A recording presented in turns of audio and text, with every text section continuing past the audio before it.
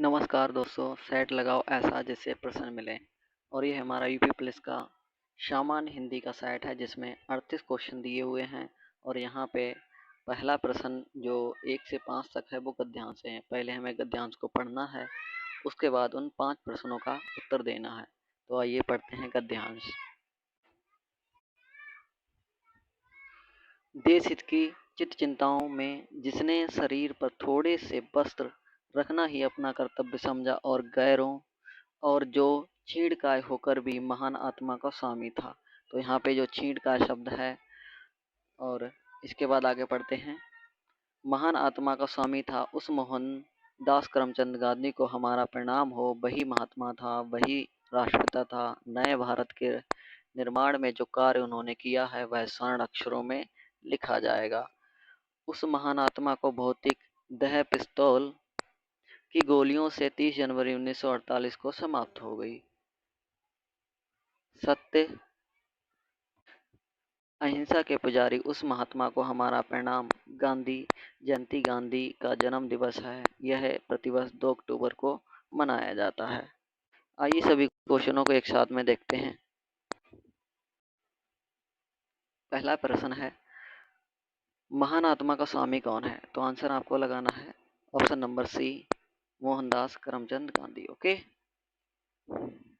अगला है, गांधी जयंती कब मनाते हैं? तो ऑप्शन नंबर आपको लगाना है ऑप्शन नंबर बी, 2 अक्टूबर। छीड़काय का अर्थ क्या होता है? तो आपको लगाना है पतला दुबला शरीर, ऑप्शन नंबर सी। ओके। अगला प्रश्न है, सत्य और अहिंसा किसके हथियार थे? तो आपको आंसर यहाँ पे लगाना है गांधी जी के हथियार थे। ओके। अगला क्वेश्चन है, गांधी जी द्वारा किए गए कार्य लिखे गए हैं। तो मैंने आपको बताया था स्वर्ण अक्षर। ओके, आंसर लगेगा स्वर्ण अक्षरों में। ओके। और यहाँ पे 5 क्वेश्चन पैराग्राफ के समाप्त हुए। अगला क्वेश्चन है 6 नंबर, प्रत्यक्ष के द्वारा अप्रत्यक्ष का चमत्कार पूर्ण वर्णन किस अलंकार का लक्षण है? ये परिभाषा दे रखी है। तो यहाँ पे आंसर आपको जो आंसर लगाना है उसका आंसर ऑप्शन नंबर ए याद रखेंगे। ठीक है, अनुमान अलंकार की ये परिभाषा दे रखी है। अगला देखिए, जायसी किस धारा के कवि हैं? तो आंसर यहाँ पे लगाना ऑप्शन नंबर ए लगाएंगे, प्रेम मार्गी भक्ति धारा के कवि हैं। क्वेश्चन नंबर 8 देखिए, तत्सम तद्भव शब्दों के युग्म में से कौन सा युग्म त्रुटिपूर्ण है, गलत है, वही बताना है। तो यहाँ पे जो ऑप्शन नंबर आपको दिख रहा है बी, यहाँ पे दही जो है दधी गलत लिखा हुआ है। दही का दधी होता है, ये गलत लिखा हुआ है बड़ी की मात्रा के साथ। ओके। अगला प्रश्न है, संयुक्त व्यंजन कौन सा है? संयुक्त व्यंजन आपको बताना है। तो आपको पता है कौन से होते हैं, 4 होते हैं, छात्रा, ज्ञा और श्रा, है ना। तो ऑप्शन नंबर बी हो जाएगा। और ये त्रा किससे मिलकर बना है? ज्ञा, जा हलंत और यहाँ से मिलकर बना है ज्ञा। ओके। अगला प्रश्न है हमारा, निम्नलिखित में से कौन सा दंत ध्वनि है, ये बताना है आपको। तो का आपकी ध्वनि कौन सी हो जाएगी? का आपकी होती है भाई कंठ। ओके, कंठ हो जाएगी। छा आपकी हो जाएगी तालव्य, है ना। ओके। और पा आपका होता है ओष्ठ। तो ऑप्शन नंबर क्या लगेगा? ता लग जाएगा आपका दंत ध्वनि। ओके। अगला क्वेश्चन है, कवि बिहारी का जन्म कहाँ हुआ था? तो आंसर आपको लगाना है भाई ऑप्शन नंबर सी लगाना है। ओके। तो ऑप्शन इसमें लगाना है option number C, Gwalior, answer लगा के चलना है। ओके। अगला क्वेश्चन है, बहुत ही इंपॉर्टेंट क्वेश्चन लग रहा है मुझे। उसी तपस्वी से लंबे थे देवदार दो चार खड़े, इसमें आपको बताना है अलंकार कौन सा है। तो आंसर इसको रट लेना है बिल्कुल, इसमें ऑप्शन नंबर डी, प्रातीप्त अलंकार है। ओके। तो अष्ट शब्द का तद्भव बताना है। अष्ट का होता है, क्या होता है भाई? अष्ट का होता है 8। ठीक है, ऑप्शन नंबर डी लगाएंगे यहाँ पे, ऑप्शन नंबर डी लगाना है आपने। अगला प्रश्न है, जेते तुम तारे जेते नभ ना तारे, इस पंक्ति में आपको ये बताना है अलंकार कौन सा है। तो अलंकार की बात करते हैं तो ऑप्शन कौन सा लगेगा यहाँ पे? तो 2 बार तारे तारे आया, इसका मतलब 2 बार शब्द रिपीट होता है तो आंसर लगाएंगे यमक अलंकार। एक बार शब्द आता है तो उसके अर्थ अनेक होते हैं, तो उसमें वहां पे क्या लगाता है, सॉरी, तो वहां पे आपको ऑप्शन नंबर क्या लगाना है? वहां पे ऑप्शन लगाना होता है ऑप्शन नंबर डी, स्लेश। ठीक है, फिलहाल तो यहाँ पे जो ऑप्शन कौन सा सही है, यमक अलंकार इसका सही दे रखा है, 14 नंबर का सी ऑप्शन। मेरे तो गिरधर गोपाल दूजो ना कोई, जाके सिर मोर मुकुट मोरोपति सोई, यहाँ पे आपको बताना है कौन सा अलंकार है। तो यहाँ पे आप अलंकार का जो आंसर लगाएंगे ऑप्शन नंबर बी हो जाएगा, श्रृंगार अलंकार है। यहाँ पे जो ऑप्शन दे रखा है ऑप्शन नंबर बी लगाएंगे, श्रृंगार रस। ओके, श्रृंगार रस का स्थायी भाव क्या होता है भाई? इसका होता है रति। सही है, याद रखेंगे। अगला देखिए, गोबर गणेश यह किस समास का उदाहरण है? तो यहाँ पे आंसर क्या लगाएंगे? इसका ऑप्शन हो जाएगा करण तत्पुरुष, ऑप्शन नंबर सी लगाएंगे। इसका मतलब होता है गोबर से निर्मित गणेश। ओके, गोबर से निर्मित गणेश अगर पूछ रहा है तो यहाँ पे आंसर क्या लगाना है? ऑप्शन नंबर सी, करण तत्पुरुष। गोबर गणेश में द्वंद्व समास बिल्कुल नहीं लगाना है, ये तो गलत हो जाएगा। ठीक है, अगला क्वेश्चन देखिए, रहमत चुप है बैठिए देख तीन दिन के फेर, जब नीके दिन आई हैं बनत न लगी है देर। ओके, तो यहाँ पे ऑप्शन क्या बताना है, क्या है? तो ये रहीम जी का दोहा है। ऑप्शन नंबर क्या लगाएंगे भाई? ऑप्शन नंबर ए लगाना है। Okay, option number A. दोहा में क्या होता है? पहले और तीसरे चरण में 13 मात्रा होती हैं। यहाँ पे 13 लिख भी गया है, 1 और 3 से। तो पहले और तीसरे चरण में 13 मात्रा होती हैं। ओके, याद रखेंगे। तो अगला क्वेश्चन आपको बताना है, निम्नलिखित में कौन सी वर्तनी जो है शुद्ध है? शुद्ध वाली बतानी है, 3 गलत दे रखी हैं। तो देखिए भाई इसमें, तो ऑप्शन इसमें लगाना है भाई ऑप्शन नंबर सी।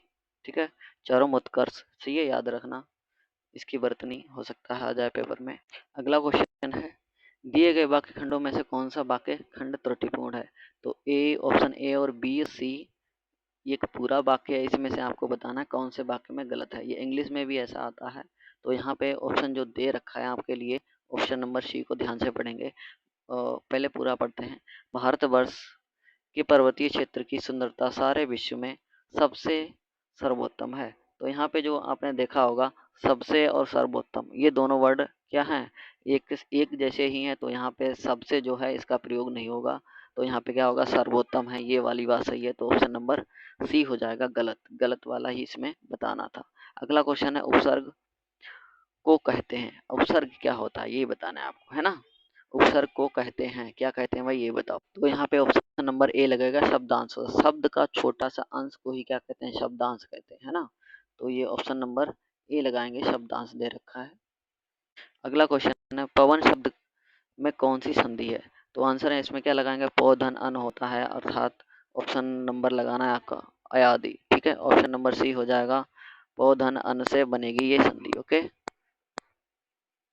पौ धन अन से बनेगी। ओके, याद रखेंगे आप। अगला प्रश्न देखिए, जिस समास के पूर्व पद एवं उत्तर पद दोनों पद प्रधान होते हैं उससे कहते हैं। तो भाई जिसमें दोनों पद प्रधान होते हैं, तो आंसर आप लगाएंगे उसके लिए ऑप्शन नंबर डी। जिसमें दोनों पद प्रधान होते हैं, द्वंद्व समास। जिसमें दोनों पद अप्रधान होते हैं, तीसरा पद होता है, तो तीसरे पद के लिए आप क्या लगाएंगे भाई? बहुब्रीहि लगाना है।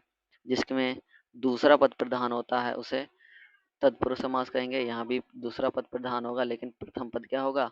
संख्यावाची होगा, याद रखेंगे। ओके, संख्यावाची होगा। तो ऑप्शन नंबर कौन सा लगाना है आपको? तो यहाँ पे जो ऑप्शन हो जाएगा आपके लिए, ऑप्शन नंबर लगाना है भाई डी। ओके, अगला प्रश्न देखते हैं, तिरस्कार शब्द का संधि बताइए। तो ऑप्शन क्या लगाना है? जहां भी आपको किसी भी प्रकार का सा अगर आधा मिल जाता है, ठीक है, तो आंसर आपको क्या लगाने हैं? तो आंसर आपको लगाना है हमेशा विसर्ग संधि लगाना है। तो क्या हो जाएगा भाई? ऑप्शन नंबर बी हो जाएगा। ओके, अगला प्रश्न देख, अगला प्रश्न है, तत्सम शब्द वाला विकल्प चुनिए। तो तत्सम आपको बताना है। तो यहाँ पे जो ऑप्शन दे रखा है, कहना, किसान, कन्हैया, ये सभी क्या है आपके? ये सभी जो है कृष्ण शब्द जो है तत्सम शब्द है, इसके सभी क्या हैं? पर्यायवाची भी दे रखे हैं। ओके, और ये वाले सभी। अगला प्रश्न देखिए, वाक्यों में उन प्रथम तथा अंतिम वाक्यांश 1 और 6 के अंतर्गत दिए गए हैं। इनके बीच वाले 4 या, रा, ला और बा के अंतर्गत बिना क्रम के हैं। चारों अंशों को उचित क्रमानुसार व्यवस्थित करके विकल्प को चुनिए। तो सबसे पहले हमें पहली लाइन जो दे रखी है, समय को परखने वाला, और लास्ट में दे रखा है हो जाता, ये दोनों फिक्स हैं। हमें 4 जो विकल्प दे रखे हैं इनको क्रम से लगाना है। ठीक है, तो देखते हैं भाई विकल्प। तो इन विकल्पों को पढ़ना है आपको ध्यान से। तो पहला क्या हो जाएगा भाई? समय को परखने वाला, रंग से धनाढ्य, और इसके बाद और समय की उपेक्षा करने वाला करोड़पति से भिखारी हो जाता है, तो कौन सा बनना है भाई? तो ऑप्शन नंबर यहाँ पे बनेगा सी वाला फिक्स सही बनना। ओके, तो अगला प्रश्न देखिए, खूंटी शब्द का बहुवचन क्या होता है? तो खूंटी शब्द का बहुवचन क्या होता है? खूंटियां होता है। अगला याद रखें कहाँ पे लिखा है, तो यहाँ पे ऑप्शन नंबर सी वाला सही है। ऑप्शन नंबर सी खूंटियां सही लिखा है, बाकी गलत लिखा हुआ है। अगला प्रश्न देखिए, कौन सा छंद दोहा का विपरीत होता है? बताओ भाई, दोहा का विपरीत। तो यहाँ पे आंसर लगाएंगे option number D. Option number D लगेगा यहाँ पे, तो आंसर कौन सा आना चाहिए? तो आंसर आप लगाएंगे भाई सरोठा। ओके, सरोठा जो है आपका दोहा का क्या होता है भाई? उल्टा होता है। ओके, तो दोहे में कितनी मात्राएं होती हैं? अभी मैंने बताया था एक, और पहले और तीसरे चरण में 13-13 मात्राएं होती हैं, और अन्य चरण में सम चरण में 11-11 मात्राएं होती हैं। ओके, अगला प्रश्न पढ़िए, निम्नलिखित पंक्तियों में प्रयुक्त अलंकार बताना है। इसमें रुनित रुनित मृग घंटावली, झरित दान मदनीर, मंद मंद आवत चलियो, कुंजरु कुंज समीर। तो यहाँ पे जो ऑप्शन हो जाएगा, यहाँ पे आपको दिख रहा है शब्द रिपीट हो रहा है ना, तो जहाँ पे शब्दों की आवृत्ति होती है उसको क्या कहते हैं भाई? यमक अलंकार कहते हैं। तो ऑप्शन नंबर कौन सा आ जाएगा? ऑप्शन नंबर सी लगाएंगे। ठीक है, ऑप्शन नंबर सी हो जाएगा। अगला प्रश्न है, दीन दुखियों को भोजन देने की व्यवस्था को क्या कहते हैं? भंडारा कहते हैं, या सदा व्रत कहते हैं, या दातव्य कहते हैं, या धर्मार्थ कहते हैं? बताइए भाई। तो ऑप्शन नंबर यहाँ पे क्या लगाना है? भंडारा जो मतलब सभी के लिए किया जाए वो भंडारा होता है। सदा व्रत यहाँ पे आंसर लगाएंगे, ऑप्शन नंबर सी सही हो जाएगा। तो धर्मार्थ क्या होता है? जो धर्म के कार्य किए जाते हैं उसे धर्मार्थ बोलते हैं। ओके, अगला प्रश्न है, कीचड़ उछालना मुहावरे का सही अर्थ क्या है? तो यहाँ पे ऑप्शन हो जाएगा, ऑप्शन नंबर सी लगाएंगे, बदनाम करना। ओके, अगला प्रश्न देखिए, अगला प्रश्न है, उससे अच्छा उससे अच्छे तो आप हैं में कौन सा कारक है? तो जहाँ पे आपकी तुलना की जाती है, जहाँ पे तुलना की जाती है वहाँ पे कौन सा अलंकार होता है? वहाँ पे अपादान अलंकार होता है। लेकिन जहाँ अगर समय दे रखा हो तो वहाँ पे आप क्या कौन सा अलंकार लगाएंगे? वहाँ पे अधिकरण आपको लगाना है। जहाँ पे साधन दे रखा हो तो वहाँ पे करण लगाएंगे। ओके, अगला प्रश्न है, निम्नलिखित में से कौन सा शब्द कमल का पर्यायवाची नहीं है? नहीं है यह बताना है। तो सरोज, पंकज और जलाद, तो ये सभी क्या हैं? कमल के पर्यायवाची हैं। जलद जो दे रखा है आपका, वो किसका पर्यायवाची? वो बादल का पर्यायवाची है। दा लगने से बादल का पर्यायवाची बनेगा आपका, याद रखेंगे भाई। दा लगने से बादल का पर्यायवाची, और जा लगने से आपका बनेगा भाई कमल का पर्यायवाची। सही, इसको याद रखेंगे। अगला प्रश्न है, प्रत्यक्ष का विलोम क्या होगा? तो ऑप्शन नंबर सी लगाएंगे। इसमें प्रत्यक्ष का विलोम होता है परोक्ष, और अप्रत्यक्ष भी होता है, इसको आप ध्यान रखेंगे। सही है भाई। अप्रत्यक्ष में अगर संधि पूछ लिया है तो कौन सा लगाएंगे आप? अप्रत्यक्ष में संधि जो है यण संधि का एग्जाम्पल दे रखा है भैया। अगला प्रश्न है, लिंग की दृष्टि से दही क्या है? तो आपको बताना, पदार्थों के नाम सभी क्या होते हैं भाई? पुल्लिंग होते हैं। तो यहाँ पे जो आंसर लगाएंगे आप, ऑप्शन नंबर बी। लेकिन आपको क्या याद रखना है? एक ट्रिक याद रखनी है, जो होता है जो होता है वो सभी क्या होगा? पुल्लिंग में। सही है, जो बात होता है से कंप्लीट होती वो सभी पुल्लिंग शब्द कहलाएंगे, जो होती है से कंप्लीट होंगे वो सभी आपके स्त्रीलिंग कहलाएंगे। सही है, फीमेल आप याद रखना। ओके, इसके लिए ट्रिक की वीडियो भी आपको बना दी जाएगी। अगला देखिए, अगला क्वेश्चन भी है, प्रत्येक का संधि विच्छेद क्या होगा? तो ऑप्शन नंबर क्या लगाएंगे? ऑप्शन नंबर आपको लगाना है बी, प्रतिधन एक। सही है, एक के नहीं होगा, एक लगाएंगे। प्रतिधन एक क्या होता है? ऑप्शन नंबर बी इसका सही ऑप्शन है।